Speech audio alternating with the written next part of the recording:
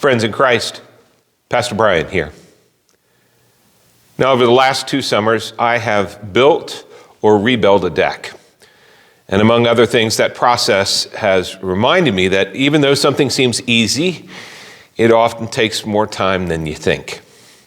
I mean, how long could it take to build a deck, right? It's just a square with a wood covering. Now, what we tend to forget is that when a process seems easy or straightforward, it still takes time to do that easy and straightforward thing. And then you add to that other impediments, a lack of supplies, you don't have the right tool at that moment, the weather. And suddenly that easy job takes longer.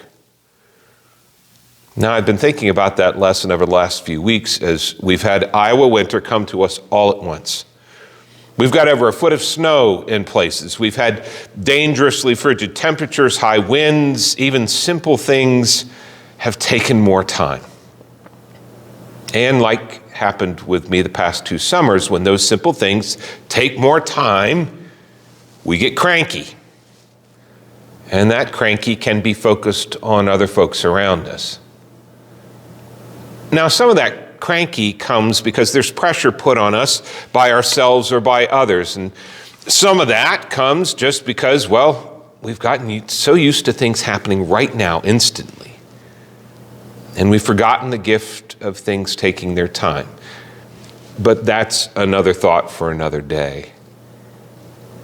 I mean, it seemed easy to plow the streets, to keep them free of ice, to not keep plowing in the end of my drive, to knock down those piles on the corners so I can see other people coming.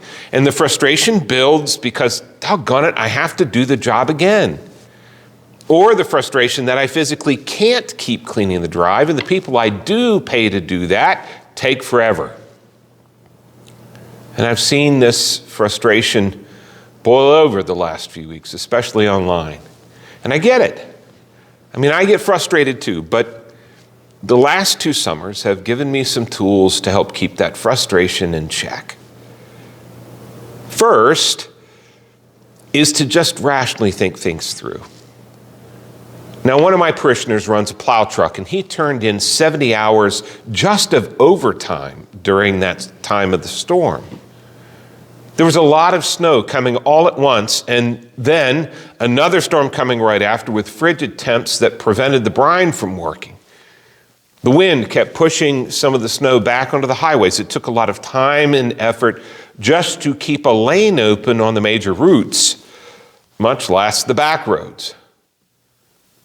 It was a simple job, made more difficult and time-consuming because of the circumstances.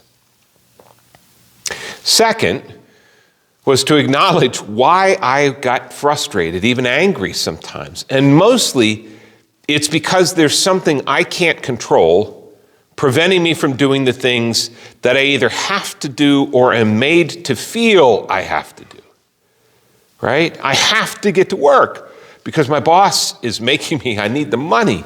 I have to get to the store because, well, there isn't enough food in the house. I just spent all this time and energy clearing the end of the drive, and now you come along with the plow? All of these things are legit reasons to feel frustrated, even angry. And third is to remember what I learned in thinking things through and to add some grace to that. To say, all right, I am legitimately frustrated, but it really isn't anyone's fault.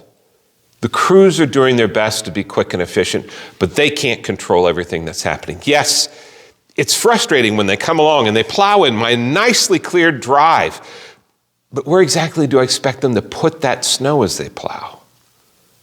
These are just folks who are trying to do their jobs the best they can. And I appreciate that they're out there working so hard.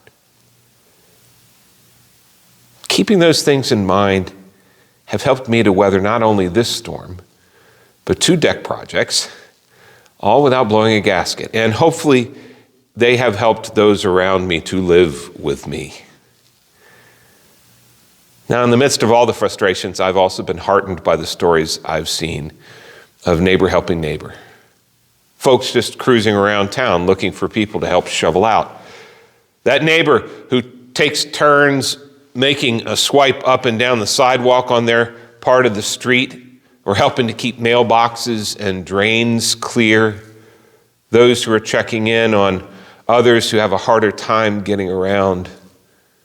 These are the kinds of things that also help me see past my frustrations. Now, as this week shows, there is more yet to come in our winter. More frustrations. More simple things that will take what seems like way too much time. And when we feel those frustrations begin to build, I'd encourage us all to just take a deep breath, walk through those 3 steps, and look for all the other things about our situation that give us hope and make us smile. And when in doubt, just remember, spring is only 56 days away. God's blessings.